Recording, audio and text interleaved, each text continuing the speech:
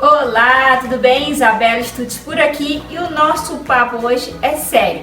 Quem acompanha aqui no canal, pela TV ou nas nossas redes sociais, viu que o nosso papo do momento é sobre filhos e independência. O Pedro partiu para uma viagem aí quase sozinho. E aí me surgiu a ideia e um assunto muito importante para falar sobre a independência das crianças. Qual é o momento deles terem independência nas tarefas, nas atividades e até mesmo para uma viagem sozinho? É um tema que divide muito aí o coração e as mamães, né? Principalmente as mamães, mas também o papai e toda a família. É um tema que chama a atenção. Qual é o momento que nossos filhos estão preparados aí para viver novas experiências?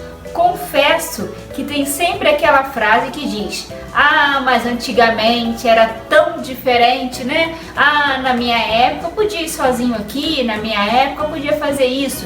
E hoje em dia, dada a violência e o caos que está o nosso mundo aí, nem sempre é possível deixar as nossas crianças sozinhos. E ninguém deve realmente deixar. Elas devem estar sempre sob supervisão.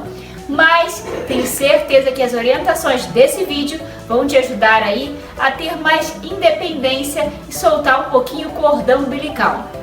Claro que as orientações que estão por aqui não são só minhas, não são na verdade minhas. Eu procurei ajuda profissional para trazer um conteúdo bem legal para vocês. Por isso eu convidei a doutora Mônica, que é psicóloga, e ela vai trazer algumas dicas que ela preparou aí para você que vai deixar o filho viajar sozinho, quer independência ou quer que ele fique um pouquinho mais maduro, que ele consiga já aí se despertar para algumas tarefas. Confiram então!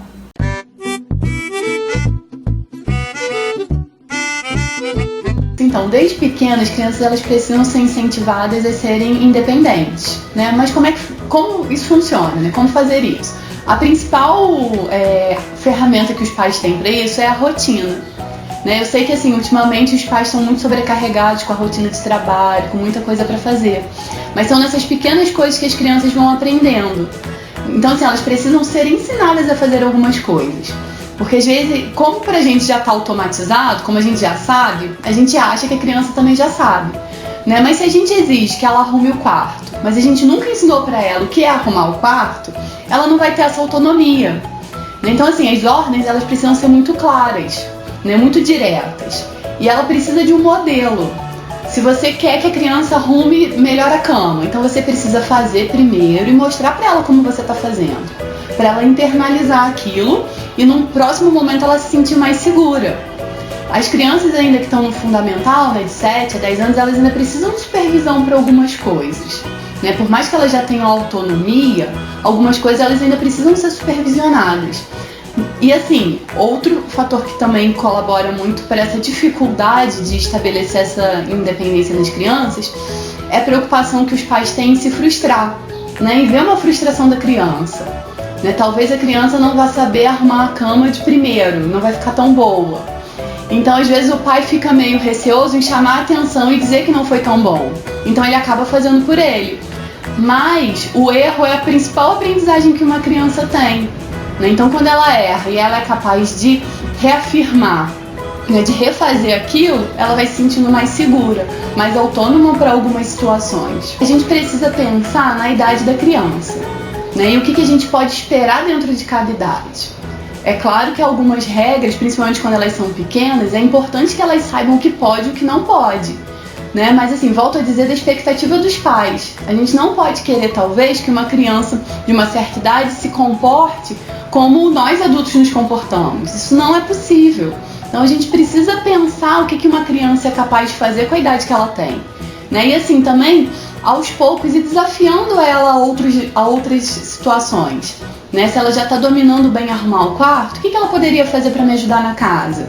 Seja uma tarefa doméstica, seja uma situação mesmo com ela, mais independente, de arrumar a própria mochila, de escolher uma roupa.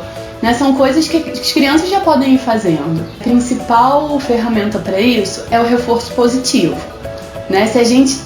Se os pais estão engajados em explicar para a criança como faz certas coisas e permite que eles façam, mesmo que não saia perfeito, E quando elas conseguem, os pais reforçam isso, a criança vai se sentindo mais segura e vai vendo que ela é capaz, né? Vai se sentindo motivada a fazer aquilo porque ela conseguiu uma primeira vez, né? E é importante também que os pais consigam lidar com as próprias frustrações, né? De às vezes ter uma expectativa muito alta em relação a alguma atividade da criança e aquela atividade não sair daquele jeito e acabar sendo muito duro.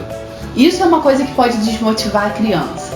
É claro, assim, que é importante chamar a atenção e motivá-lo para que ele melhore, para que a criança melhore. Mas, assim, é preciso tomar cuidado a forma que isso é feito, né? E principalmente isso, a expectativa que eu tenho diante dela. Será que uma criança de 8 anos é capaz de fazer algo perfeitamente, do jeito que eu acho que deveria ser? Então, acho que tudo tem que ser muito explicado, tem que ser tudo muito claro. Você tem que dizer para a criança o que ela quer, o que você espera dela. Porque é muito comum a gente dizer para a criança o que a gente não quer que ela faça, né? Não bagunce o quarto, mas a gente diz para ela o que quer arrumar o quarto. Às vezes a gente não fala, né? Então isso acaba ficando complicado para ela entender. Se você deu a oportunidade para ele experimentar algumas coisas e você ensinou para ele o que fazer nessas situações, ele vai ganhando essa confiança. É claro que no momento ou outro ele vai errar, vai fazer uma coisa que não deveria, obviamente.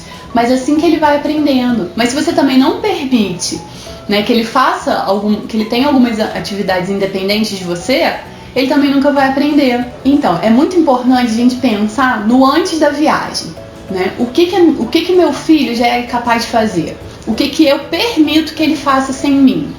Né? Porque são exatamente essas coisas pequenas, do tomar banho, do arrumar as coisas, né, de tomar conta dos seus pertences, que vão ser importantes numa viagem. Então, assim, eu permito que meu filho faça isso? Ou na hora da pressa eu faço por ele? Né? Eu ensino pra ele como que é a melhor forma de tomar banho? Ou eu só abrigo porque ele não toma banho direito?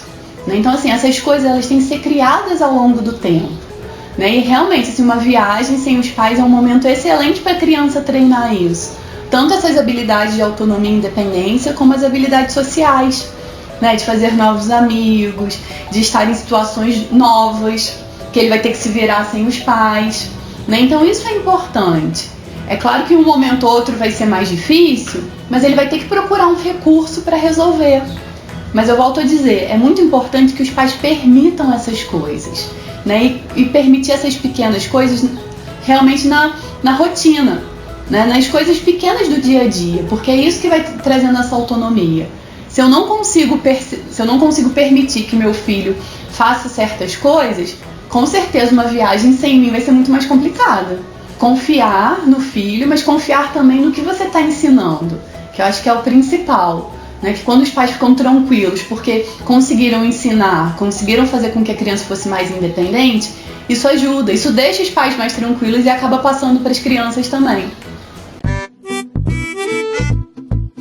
Muito legal, né? É um assunto que rende muito. E no final vai dar naquele assunto que a gente sabe que um dia é preciso falar sobre, a ansiedade, principalmente na adolescência, né? Às vezes a gente coloca uma redoma dos nossos filhos e isso vai gerar neles outros traumas ou até mesmo essa ansiedade, principalmente no mundo hoje como está. Esse assunto é muito importante, a Mônica sempre fala sobre isso. Se você quer saber um pouquinho mais, acompanhe a Mônica, o trabalho que ela faz também nas redes sociais.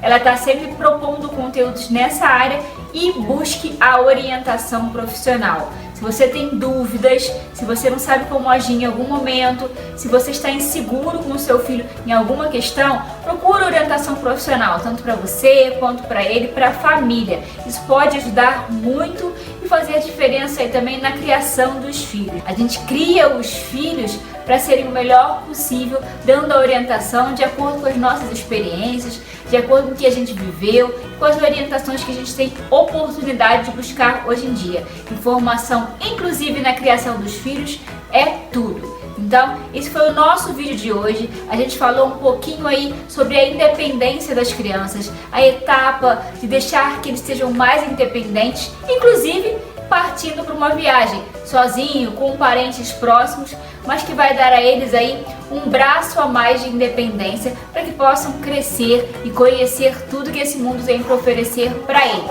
certo? Gostou desse vídeo? Gostou desse conteúdo?